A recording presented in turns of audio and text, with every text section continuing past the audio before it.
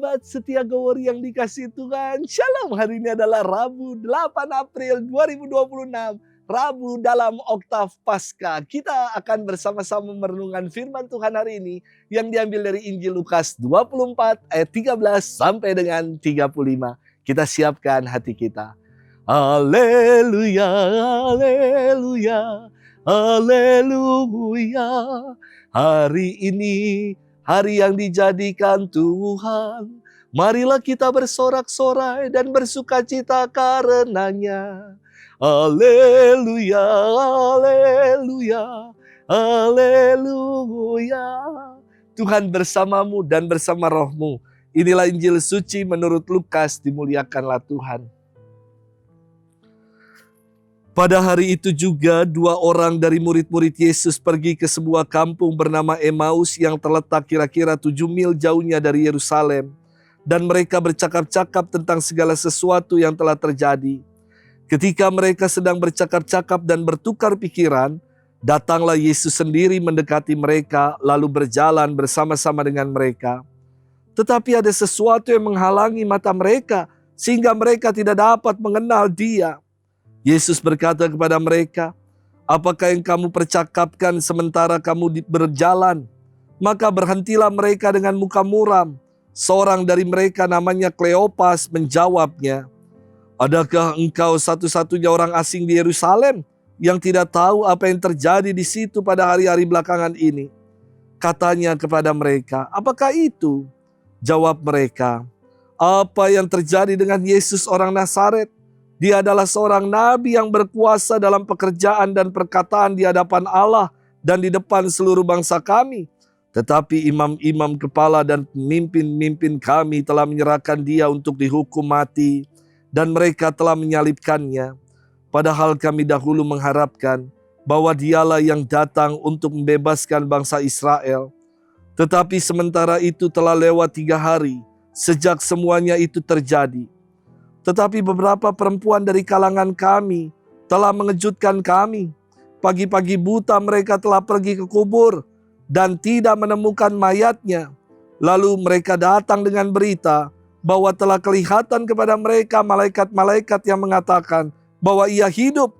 Dan beberapa teman kami telah pergi ke kubur itu dan mendapati bahwa memang benar yang dikatakan perempuan-perempuan itu. Tetapi dia tidak mereka lihat.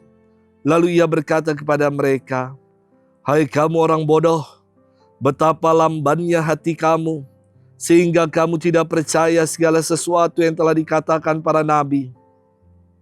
Bukankah Mesias harus menderita semuanya itu untuk masuk ke dalam kemuliaannya?" Lalu ia menjelaskan kepada mereka apa yang tertulis tentang dia dalam seluruh kitab suci, mulai dari kitab-kitab Musa dan segala kitab nabi-nabi. Mereka mendekati kampung yang mereka tuju.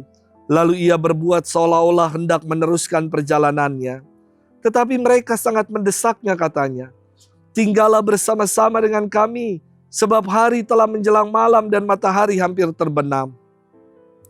Lalu masuklah ia untuk tinggal bersama-sama dengan mereka.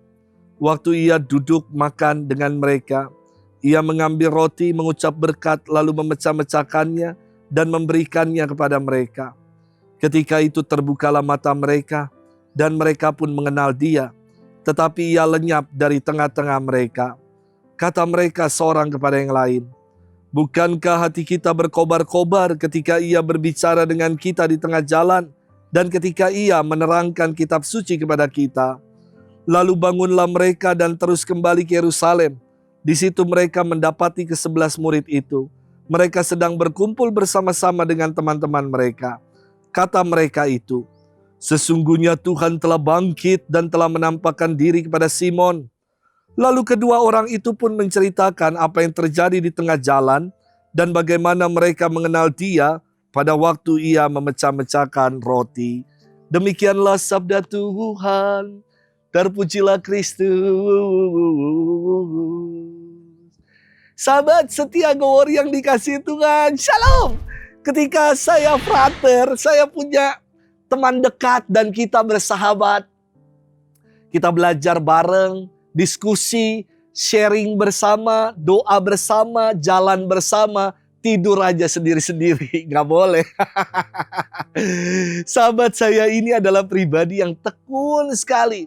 Ia punya buku catatan yang sangat komplit, lengkap. Semua yang disampaikan oleh dosen akan dicatat dengan sistematis. Beda dengan saya yang kuliah, nggak pernah bawa buku. Hanya bawa selembar kertas HPS. Saya lipat bagi 4 dan masukkan dalam saku. Alhasil ketika ujian, saya kalang kabut karena tidak punya catatan. Sahabat saya ini baik. Ia meminjamkan catatannya. Dan saya menjelaskan ke sahabat saya ini tentang bahan kuliah yang ia tulis itu. Dan alhasil kami berdua selalu lulus semua mata kuliah. Nggak pernah ada hair. Sahabat setia Gowori yang dikasihi Tuhan. Firman Tuhan hari ini berkisah tentang perjalanan 2 orang murid Yesus menuju ke kampung Emmaus yang menjadi kampung halaman mereka. Kleopas bersama dengan temannya ini terpukul dan sedih karena Yesus guru mereka mati di kayu salib. Tidak ada lagi gunanya di Yerusalem yang hanya akan mengingatkan pada kepedihan, kesedihan saja. Maka mereka memutuskan untuk pulang kampung. Dan dalam perjalanan menuju ke Emmaus, Yesus menampakkan diri kepada mereka sambil menjelaskan tentang kitab suci. Bahwa Mesias harus menderita. Semuanya itu untuk masuk ke dalam kemuliaannya.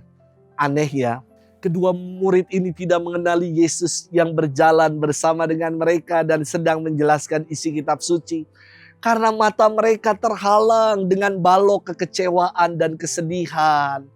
Mereka baru mengenali bahwa Yesuslah yang berjalan bersama dengan mereka. Saat Yesus memecah-mecahkan roti, mengucap berkat atas roti itu dan membagikannya. Namun ketika mereka mengenali Yesus, Yesus telah lenyap dari hadapan mereka. Sahabat setia Gowori yang dikasihi Tuhan.